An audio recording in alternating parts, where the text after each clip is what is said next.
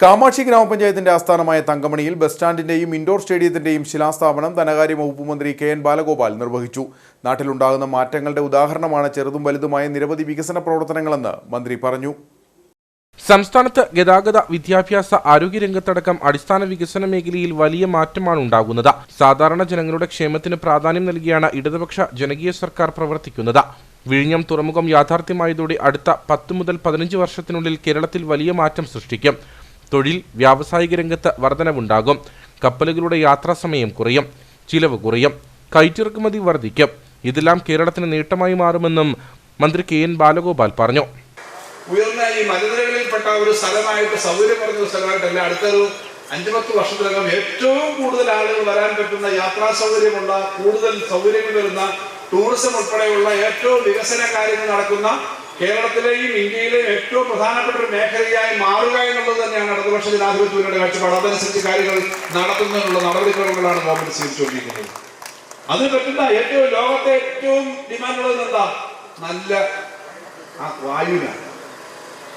ഇന്ത്യയിലെ ഏറ്റവും നല്ല ശുദ്ധവായു ലഭിക്കുന്ന, ഏറ്റവും കൃത്യമായി ഓക്സിജൻ കിട്ടുന്ന 10 നഗരങ്ങൾ ഈ കേരളത്തിലാണ്. അതിനകത്ത് ഏറ്റവും മെച്ചപ്പെട്ട സ്ഥലങ്ങളിൽ ഒന്ന് ഈ ഇടുക്കിയാണ് എന്നുള്ളതാണ് നമ്മുടെ ഏറ്റവും പ്രധാനപ്പെട്ട പോയിന്റ്. ലോകത്ത് പല സ്ഥലത്തും വലിയ നഗരങ്ങളിൽ പോയാൽ തിരിച്ചു വരുമ്പോൾ ബ്രോങ്കലാസ്മയായിട്ടാണ് ആള് വരുന്നത്. നല്ല ശ്വാസത്തിന് ചെറിയ വിലയല്ല, നല്ല ശ്വാസം കിട്ടുന്നതിന് ചെറിയ വിലയല്ല ഓക്സിജൻ കിട്ടുന്നതിന്.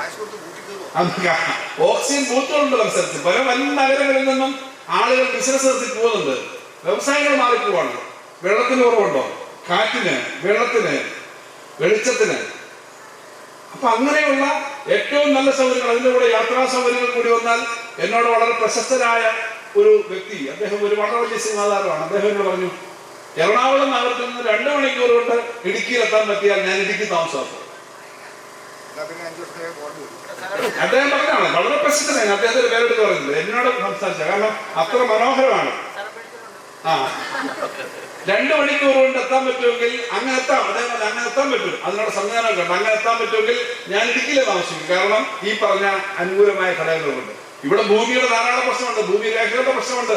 ബഹുമാനപ്പെട്ട മുഖ്യമന്ത്രിയുടെ നേതൃത്വത്തിൽ തന്നെ നിയമസഭയിൽ ഉൾപ്പെടെ ചർച്ച നടന്ന ആ പ്രശ്നങ്ങളൊക്കെ പരിഹരിച്ച് ആളുകൾക്ക് ജീവിക്കാൻ പറ്റുന്ന, ഏറ്റവും പ്രായോഗികമല്ലാത്ത നിയമ തടസ്സങ്ങൾ കൊണ്ട് മനുഷ്യന്റെ ജീവിതം ബുദ്ധിമുട്ടാക്കാതിരിക്കുന്ന തരത്തിലേക്കുള്ള നിയമവും പട്ടയത്തിന്റെ കാര്യത്തിലും ഗവൺമെന്റ് എടുത്തുകൊണ്ടിരിക്കുന്നത്. ഇതെല്ലാം ചെയ്യുന്ന ഒരു ഗവൺമെന്റിന്റെ 4ാം വാർഷികത്തിന്റെ ഭാഗമായിട്ട് തന്നെയാണ് ഞങ്ങൾക്കൊക്കെ ഇവിടെ വരാൻ പറ്റിയത്. ജലവിഭവ വകുപ്പ് മന്ത്രി റോഷി അഗസ്റ്റിൻ യോഗത്തിൽ അധ്യക്ഷനായിരുന്നു. തങ്കമണിയിൽ സംഘടിപ്പിച്ച പരിപാടിയിൽ ജില്ലാ പഞ്ചായത്ത് പ്രസിഡന്റ് രാരിച്ചൻ നീറനാക്കുന്നതിൽ മുഖ്യപ്രഭാഷണം നടത്തി. ഗ്രാമപഞ്ചായത്ത് പ്രസിഡന്റ് അനുമോൾ ജോസ്, ജില്ലാ ആസൂത്രണ സമിതി ഉപാധ്യക്ഷൻ CV വർഗീസ്, ജില്ലാ sports council president Romeo Sebastian തുടങ്ങിയവർ സംസാരിച്ചു.